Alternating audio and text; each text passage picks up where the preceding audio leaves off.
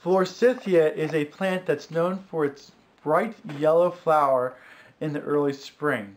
But there's many other things about the Forsythia that people may like about it. They do have a green leaf to it after they flower, and they are fairly hardy plants. If you have a location that you're having trouble growing other plants in, such as underneath a black walnut, the Forsythia can grow.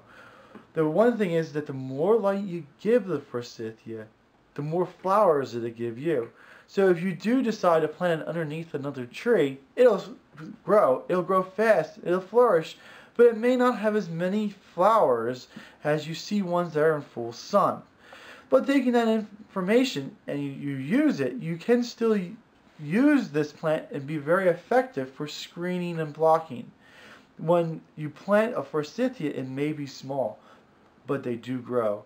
I've seen some Forsythia grow up to 6 feet in 1 year when it's really happy. And they throw out leaves everywhere. The older that it is, the thicker, the more branches that it has. And even though it may lose its leaves in the wintertime, all the branches that's formed all over can create a thicket and a block. So even though there's no leaves on it, it can still provide you some privacy to it. Forsythias are a very tough plant as well. They can take a lot of abuse. I'm almost 32 years old, and when I was growing up on the nursery, I remember one of our neighbors taking a brush hog and trimming the Forsythia using a brush hog. If you're not familiar with what a brush hog is, that's probably one of the worst instruments you could use for trimming anything. And he used it, and the plants grew right through without a problem. They actually enjoyed it, I believe. So if you're not very good at growing plants, or in an area where there's a lot of abuse, a lot of kids, or a lot of deer, and you know that the plants are going to get abused, Forsythia might be what you want to go after, because it can take that abuse and continue to grow right through it. Forsythia is easy to grow. It does like moist soils. It can take dry soils as well. It's not as good in the dry soils, but it can tolerate it. It's a very tough plant. The first year you plant them, you might want to water them a little bit. After they're planted, they usually can take care of themselves in almost about any circumstance.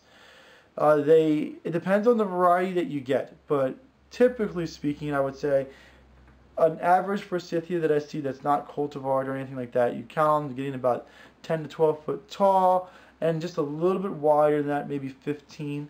If that's a little bit too big for you, you can easily trim them. Just like I said, you can hack away at them, and they don't seem to care too much about it.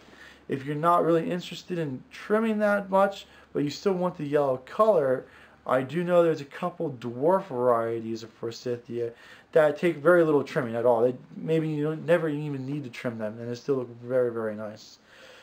Forsythia can be used. It's a wonderful plant. I always enjoy driving around in early spring and looking at all the yellow flowers coming out, and it does bring me much joy seeing it. If you like to plant a Forsythia, I would encourage it. Just put it in a spot to allow it to grow. Thank you.